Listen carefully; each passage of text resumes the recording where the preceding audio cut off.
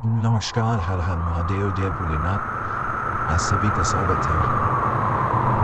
चलिए शुरू करते हैं। पंडित जी, साबित हवेली की सच्ची घटना।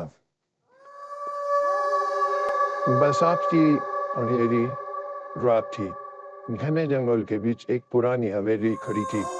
गांव के लोग उसे श्रापित हवेली कहते थे।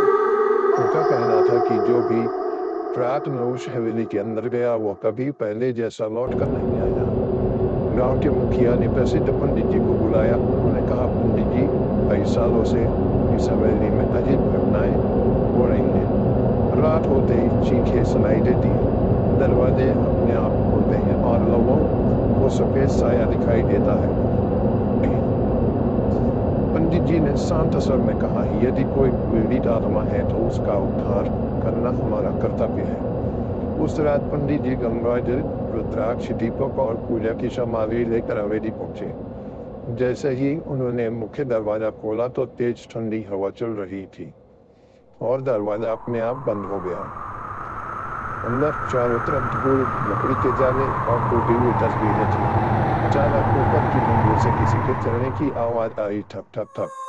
पंडित जी सीढ़ियां चढ़ने लगे। तभी एक कमरा अपने आप खुल गया और अंदर एक पुराना झूला अपने आप हिल रहा था।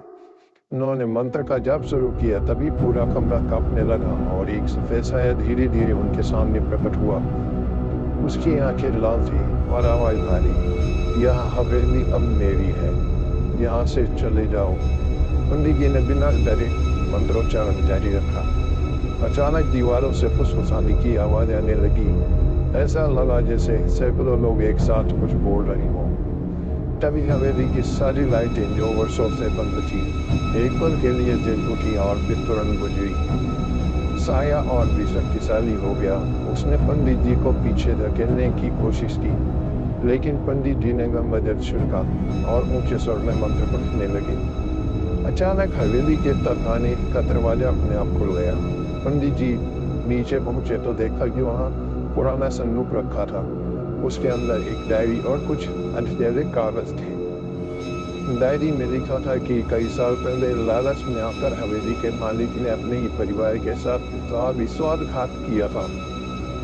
उसी अन्याय और दुख की कहानी से जगह भयावह बन गई थी। पंडित जी ने वही दीपक जलाया, प्रार्थना की और मृतक आत्माओं की शांति के लिए मंत्र पढ़े। धीरे धीरे हवेली में छाई अजीब बेचैनी कम होने लगी। सफेद साया आखिरी बार दिखाई दिया।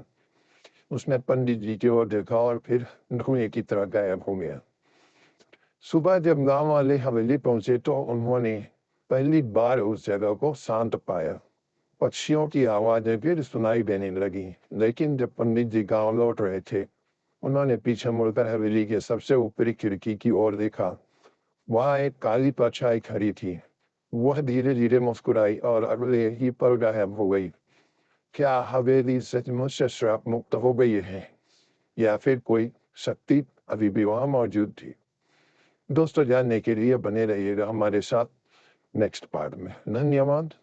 प्लीज सब्सक्राइब, चैनल को सब्सक्राइब कर लेना, बेल आइकन दबा लेना ताकि और भी वीडियो मिलते रहें, और शेयर जरूर करिएगा, सपोर्ट करिएगा।